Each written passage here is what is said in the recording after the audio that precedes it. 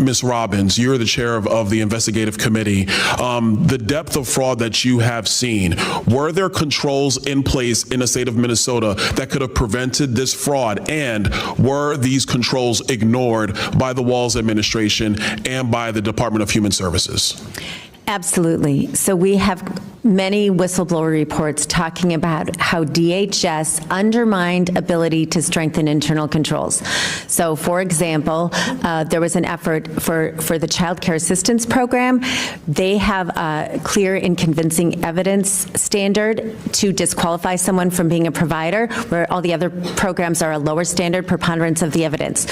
There was an effort to make this a lower standard so it was easier to disqualify people to preponderance, and the Minnesota Minority Child Care Association, which was run by a group of Somali providers, opposed it, and DHS went along. Tonight, a political firestorm is erupting in Washington as Congressman Byron delivers a blistering call for accountability over a massive fraud scandal tied to Minnesota. In a moment that quickly grabbed national attention, Donalds directly challenged Representative ILHAN OMAR and Governor Tim Walz, demanding answers over allegations that billions in taxpayer dollars may have been lost to fraud within state programs.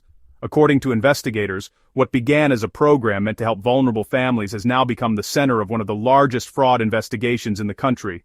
Donalds didn't hold back. He warned that the American people deserve transparency, and he made it clear that accountability is not optional.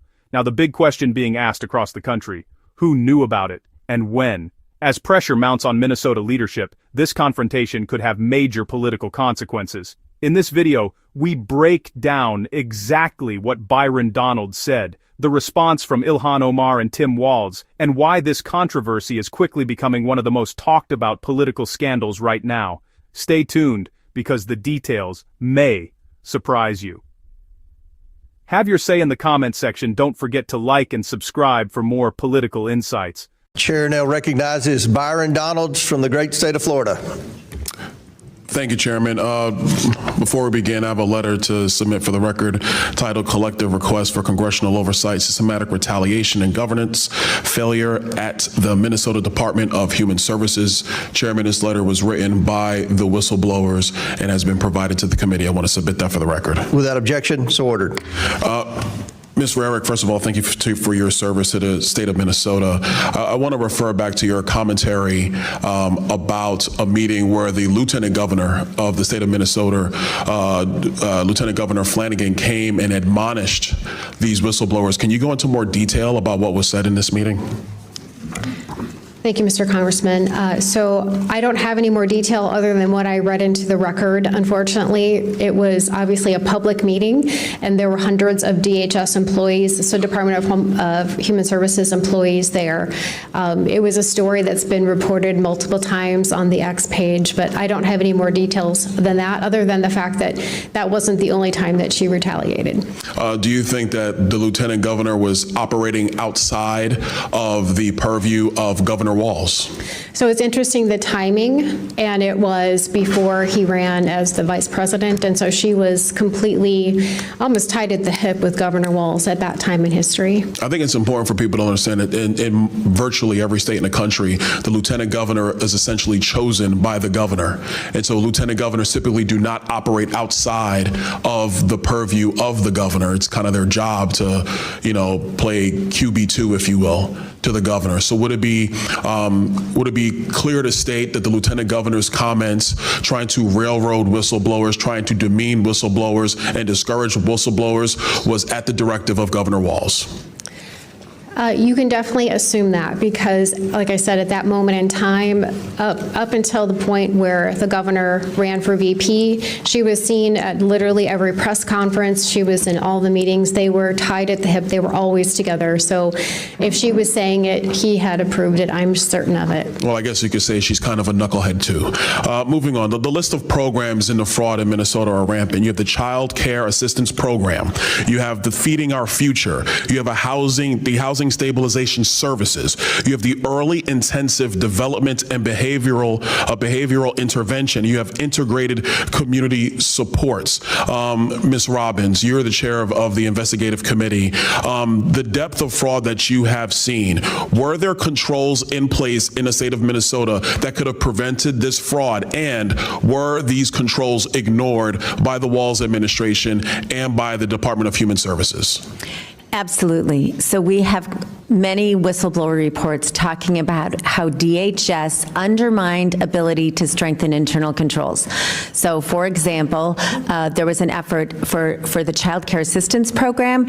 They have a clear and convincing evidence standard to disqualify someone from being a provider, where all the other programs are a lower standard, preponderance of the evidence. There was an effort to make this a lower standard so it was easier to disqualify people to preponderance, and the Minnesota Minority Child Care Association, which was run by a group of Somali providers, opposed it, and DHS went along with their recommendation. And in a similar vein, we were trying to reduce the number of child care employees with children that could work in these child care centers, because that was one of the vectors of fraud, Right. And they opposed that. So you had the Somali community who on purpose was petitioning the state of Minnesota to lower the standards to be able to make sure that fraud cannot be caught. Is that correct? Well, they wanted to keep the standard clear and convincing, which makes it harder to disqualify people. So it makes it harder for them to be disqualified from wasting taxpayer funds. Is that Absolutely. correct? Okay. Ms. Robbins, I want to stay with you. I want to talk about use of funds. You've talked about some of these funds were used to buy property in Kenya. Yes, sir. Property in Turkey. Do I have that correct? Yes. Remittances back to Somalia. Yes. I think it's important for the committee to understand that these remittances in part are used in what's called the Hawala. I want to make sure I have the terminology right. The Hawala network. Ms. Robbins, can you speak to what the Hawala network is? Yes. So it's an informal network where someone goes to a Hawala place in Minneapolis, which is like a money exchange or a money sending site, and they say, I want to send X amount of dollars, and then there's a receiving site in Somalia, and they put take the cash out. So money doesn't cross the border. It's an order for money here that gets transmitted to Somalia. For the time, because I'm out of time, I want to expound. In Somalia and other parts in the Middle East region writ large, a Hawala network is a bunch of money exchangers, hand to hand, not bank account to bank account. Exactly. And what is clear in Somalia and other parts is that Al-Shabaab, the largest Al-Qaeda affiliate in Somalia, they have their hands all through this network. So taxpayer money, United States dollars, that are being remitted into Somalia, in part, have been utilized or have fallen into the hands of Al-Shabaab. Do you think that's a correct assessment? Yes, we have plenty of evidence of that, from money directly going to Al-Shabaab, but then also indirectly because they take a cut of whatever gets sent to Somalia. Thank you so much, Chairman. I know I'm over. Thank you for the additional time. Have your say in the comments section. Don't forget to like and subscribe for more political insights.